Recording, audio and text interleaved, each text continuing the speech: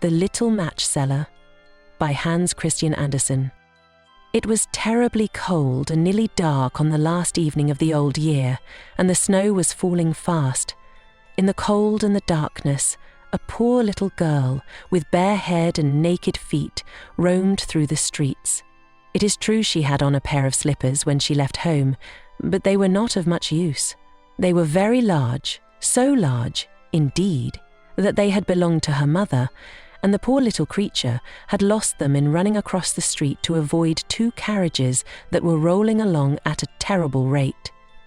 One of the slippers she could not find, and a boy seized upon the other and ran away with it, saying that he could use it as a cradle when he had children of his own. So the little girl went on with her little naked feet, which were quite red and blue with the cold.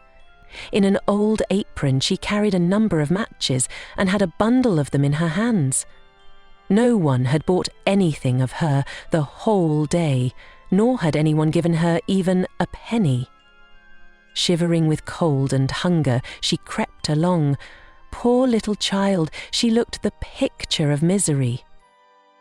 The snowflakes fell on her long fair hair, which hung in curls on her shoulders, but she regarded them not. Lights were shining from every window, and there was a savoury smell of roast goose, for it was New Year's Eve. Yes, she remembered that. In a corner between two houses, one of which projected beyond the other, she sank down and huddled herself together. She had drawn her little feet under her, but she could not keep off the cold, and she dared not go home, for she had sold no matches, and could not take home even a penny of money. Her father would certainly beat her. Besides, it was almost as cold at home as here, for they had only the roof to cover them, through which the wind howled, although the largest holes had been stopped up with straw and rags. Her little hands were almost frozen with the cold. Perhaps a burning match might be some good, if she could draw it from the bundle and strike it against the wall, just to warm her fingers.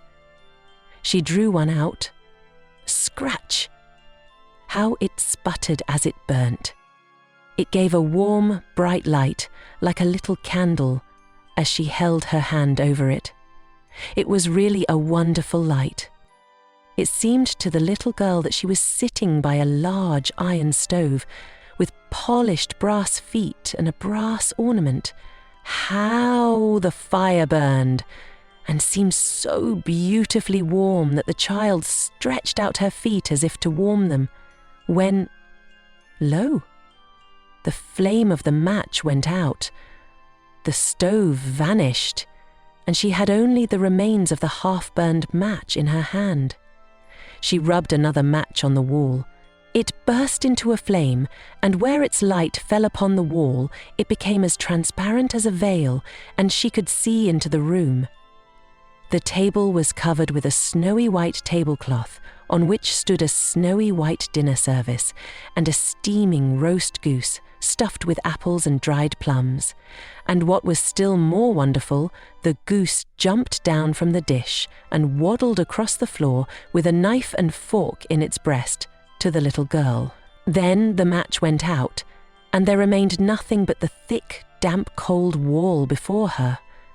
She lighted another match, and then she found herself sitting under a beautiful Christmas tree.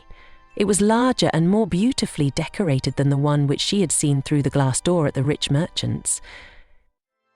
Thousands of tapers were burning upon the green branches, and coloured pictures, like those she had seen in the show window, looked down upon it all. The little one stretched out her hand towards them, and the match went out. The Christmas lights rose higher and higher, till they looked to her like the stars in the sky.